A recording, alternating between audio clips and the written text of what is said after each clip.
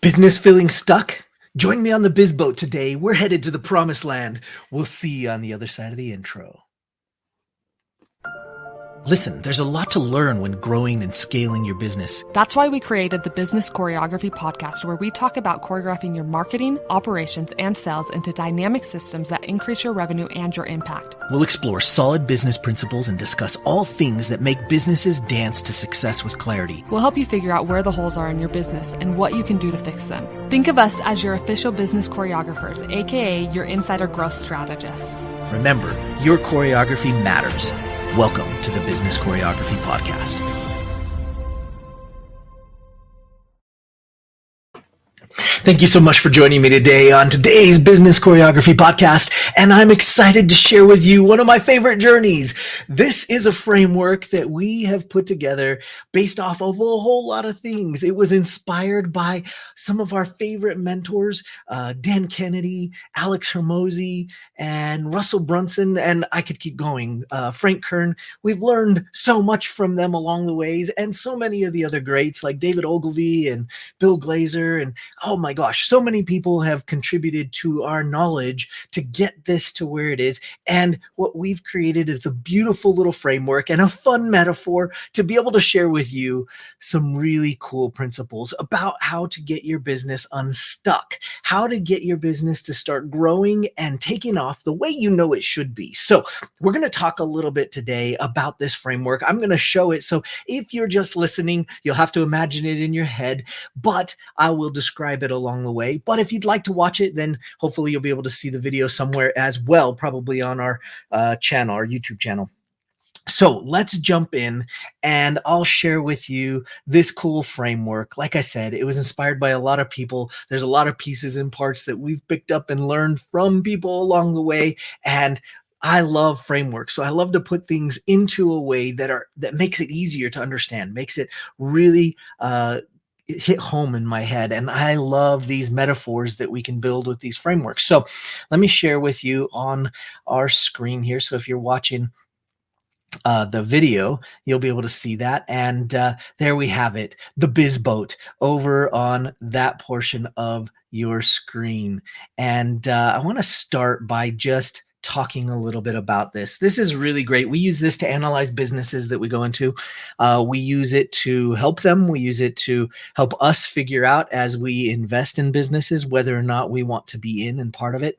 And it's a great tool. It's also a great tool for you as a business owner.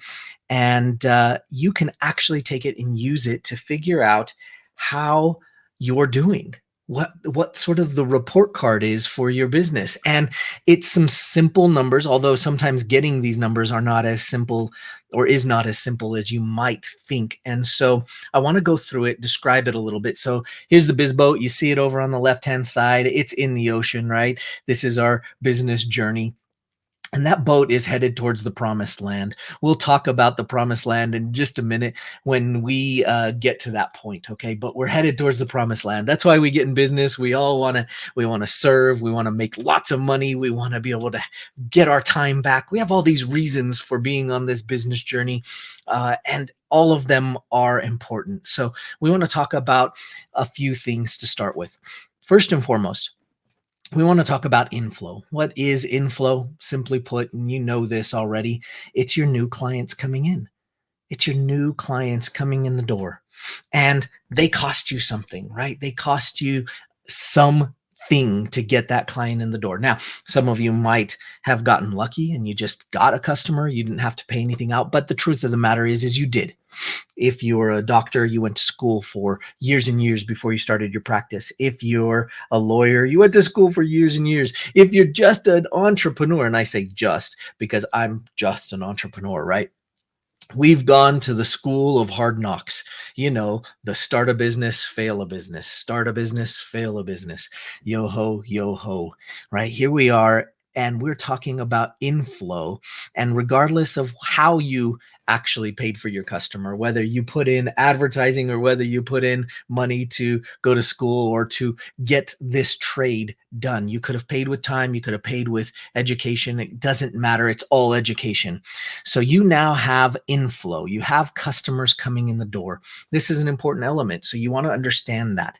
There are different ways to understand how your customers are coming in the door. You can actually think about it in terms of how many actual customers are coming in. You can think about it in terms of what their lifetime value is. You can think about it in terms of what your monthly income is. And that could be all kind of combined. So there are a lot of different ways that you can calculate what your inflow is, but it is the amount of money that you've got coming in the door. Now, that amount of money is essentially figured out a few different ways. You can figure it out in terms of gross, although I don't suggest it. If you're figuring out in terms of gross amount coming in, well, obviously we're not talking about a customer, we're talking about the amount of money coming in the door.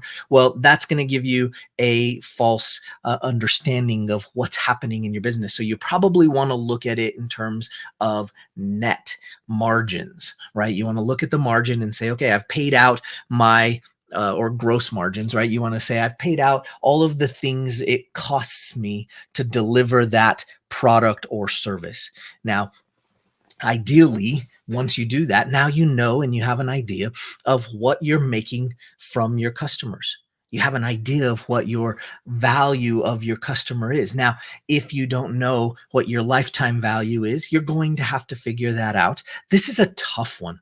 Lifetime value is kind of a funny way to talk about it. I don't really like the term. It doesn't really describe it. I know the first time I heard the term, I think from maybe Dan Kennedy, it was a little bit like, well, am I waiting till they die to see if they stop buying from me? Well, not really. What we're doing is we're kind of looking at it in terms of an average. You can look at it in the beginning. It's a little harder. If you're a brand new business or if you've only had 4, 5, 6 months of business, it's a little harder to evaluate. If you haven't been taking data and measuring what you've been doing, then it's going to be hard because you're going to have to start to actually measure those things to figure out that value. But the idea is that we want to come up with a lifetime, in quotes, lifetime value of your customer. How long will they keep buying from you before they stop buying from you? And that could include a service or that could include products that they show up and continue to buy from you. I like talking about service products. I love working with service-based businesses because we're selling things that people need and add value, but they aren't necessarily a tangible thing. Now, it doesn't mean you can't, it just means that that's an element that's really cool. And to me, that's like creating money out of thin air, right? You're thinking about it, you're creating an idea, you're creating something that's valuable, and you're selling that thing that's valuable. Okay, so back to inflow. We've got clients coming in. Those clients are what's pushing the boat, sort of the air behind the sails, so to speak. And now you also have outflow. Outflow is also known as churn. If you run a membership of any type, you understand and have learned maybe the hard way what churn is. Churn is the amount of customers you have leaving or deciding they are canceling your membership. Now, membership, if you have a membership, you understand what this is about because this number comes on board right away. If you have a software, you totally understand it. The number of people leaving and not paying for your software anymore. This is a big deal for your churn or your outflow. If you have products or if you're doing some type of product, you might not have it in the same way as a membership, but you still have churn. You still can look at the amount of business that is leaving you in comparison to the amount of business coming in. And that is your inflow versus your outflow. We want to know what this is, and this will give us an indication as to how well our business is doing. And so what we want to do here is we want to start to evaluate how many are coming in, how many are going out. I know that sounds simplistic, although sometimes when you get in and look at it, it's hard to actually get these numbers, and you would be surprised, and maybe you're guilty. It's okay, raise your hand. I've been guilty. I've been there before. Maybe you've been guilty of not actually measuring it and just kind of flying by the seat of your pants and showing up the next month and kind of going, well, let's see what we get and hope for the best, right? But we don't want to do that. We want to measure everything. Get yourself a good old trusty dusty spreadsheet and start measuring it. If you haven't started measuring it, you need to measure it. Your numbers are important. You have to measure everything, okay? So what we want to do here is we want to start off by talking about clients. Let's pretend you had a membership of some type. Don't worry, for those of you that don't, we'll talk about a different way to approach it. And you could do this whether you have a membership or not. But let's assume that you had 10 clients coming in a month. All right, that's an easy thing to talk about. So if you had 10 clients coming in a month and you had a 10% churn rate. Now, again, this is not in the scope of this particular topic. We're kind of digging into the weeds here. So hang with me, all of you guys. It's not as esoteric as sometimes we do, but we're going to get in and talk about these. So if you're doing 10 customers a month, they're coming in and you're losing 10% of those. How many customers are you losing, right? So you got 10 customers coming in, and you're actually losing 10 customers. Oh, that's easy. So you're doing about a customer a month, right? So if we're saying it as a month, then we're saying 10 times 0.1, right? 1%. And you got one customer leaving. All right, this doesn't sound so bad, right? But we want to figure out how well that will treat us over time. We're thinking one customer, I'm only losing one customer a month. It's not too bad. Okay, well, let's project that out. If you divide 10 over 10%, all of a sudden you get 100. So what's going to happen is at 100 clients, you're going to max out. Why? Because there is an equilibrium that is being set at 10 clients a month coming in. You will now officially be losing 10 clients. When you get to 100 clients, you'll be losing 10 clients, because if you just stay at the same rate, 10 coming in, 10% leaving, that's one every month, then it's going to continue to add up. And pretty soon, when you hit 100 clients, you're going to be bringing in 100 clients and 10 are going to be leaving. And when 10 leave, now that matches how many people are coming in. Now, let me say it. I'm trying to say it in a few different ways so that it can hit home, right? That is basically your potential max, where your business is going to kind of hit a plateau and it's just going to kind of steadily move along. Now, you're thinking, gosh, that's okay, Michael. I wish my business would get to that point. Well, you do until you get to that point and you want to grow, or you want to do something better. You want to serve more customers. You want to share your message with the world. You want to buy a boat. Okay. Or whatever you might want to buy. Okay, it doesn't matter. But the point of the matter is you want to grow. And if you're not growing, what do they used to say? If you're not growing, you're dying, right? Well, here's the thing. If you take that and unbalance that equation and you start to say, well, I'm going to keep my churn rate at 10%, which, by the way, if you're doing like a software or you have some service membership of some sort and you're at 10% of a churn rate, you're loving life. Okay, if you're usually a typical range is somewhere between 15 and 20%. If you're at 25%, you got to get that down. If you're at 30, you really, really got to get your churn rate down to 20, somewhere in there. Now, that's again general. I don't know what business you're in, but we want to generally talk about that as a somewhat norm. Now, each industry has its own typicals. If you're software, typically a 20% churn rate is usually considered fairly decent, right? Of course, we always want to get it down. We always want to get it down. Why? Because it's going to help growth. Now, there are other ways to think about this. So this is mind-blowing, right? This is really cool because on above the waves is a number of clients you have coming in the boat. Underneath the waves is the number of clients that you have leaving, right? That's the 10%. And I love this visual, right? So if you're looking at the picture, if you're not looking at the picture, we got a boat on the ocean. It's heading towards the promised land. Above are all the money, or the clients that are coming in. Below are all the ones that are leaving. I don't know how they're leaving. Hopefully they're not getting thrown off the ship. But sometimes they get off at a port and they don't come with us to the promised land. So not to get too metaphorical, but let's keep going here. I know this is a little long, so hang with me. There are other ways to figure it out, and we'll kind of briefly go through those so that we don't make this episode too long. But you could base it off of the amount or the lifetime value of that customer. Now, if you don't know how to calculate lifetime value, that's a whole other conversation, and we could get into the weeds on that conversation. So I want you to just hang with me. Just assume you know your lifetime value. Let's say your lifetime value was $1,000 for that customer, and you were losing customers at 10%. or you were losing that revenue, that lifetime value at 10%. Okay. What would that put your max at? That's easy. You do the math, right? You do 1,000 divided by 10%, and it's going to be $10,000. So your business is going to max out at about $10,000 because it's going to hit equilibrium.